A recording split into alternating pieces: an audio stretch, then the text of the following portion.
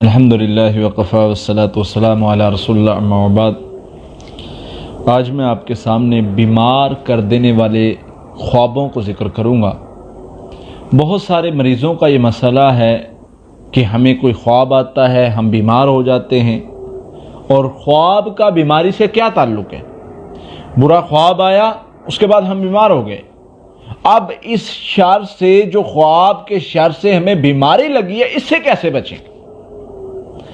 इसके हवाले से भी मैं कुछ चीज़ें जिक्र करूंगा, क्योंकि इसका रूहानी मामलात के साथ लिंक है। बुरा ख्वाब आता है, उसका रूहानी मामलात के साथ लिंक है और उसकी वजह से इंसान की ज़िंदगी असरअंदाज होती है, मामलात डिस्टर्ब होते हैं। अब देखें, जैसे कि एक हदीस भी मिलती है हज़रत अबू सलमा रज़ियल्लाहु अन्हु की।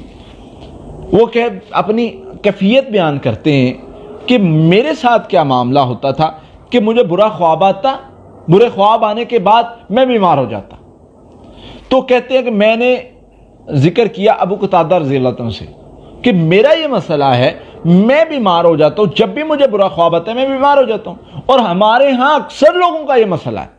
और बुरा ख्वाब मसलन छिपकली, कुत्ता, सांप और किसी चीज़ का हमला करना, सांप का, कुत्ते का, छिपकली का हमला करना, काटना, इस किस्म के और दीगर कुछ बुरे ख्वाब।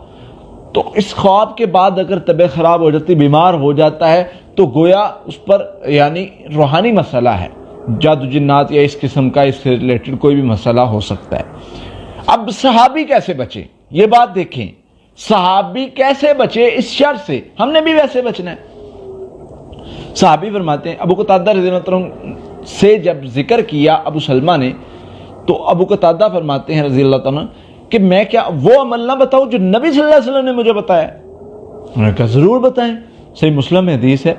फरमाते हैं कि नबी सल्लल्लाहु अलैहि वसल्लम ने बतलाया है कि जब बुरा ख्वाब आए तो उसका असर ज़ाहिर कर दो, अऊज़ु बिल्लाहि मिन शर्रि शैतानि व शर्रिहा, ये पढ़ के असर ज़ाहिर कर दो। तो उन्होंने क्या किया, जब यानी ये ख्वाब आते थे हज़रत अबू सलमा को, उन्होंने असर ज़ाहिर करना शुरू कर दिया। अऊज़ु बिल्लाहि मिन शर्रि शैतानि व शर्रिहा पढ़ के अपनी लेफ्ट साइड पर फूकना बाईं जानिब, और साथ में नमी वाला फूकना, यानी आपकी फूंक में नमी हो। तो जब ये करना शुरू कर दिया, अबू सलमा कहते हैं कि मुझे ख्वाब आना बंद हो गए, या अगर ख्वाब आते भी थे तो मैं उनके बाद बीमार नहीं होता था।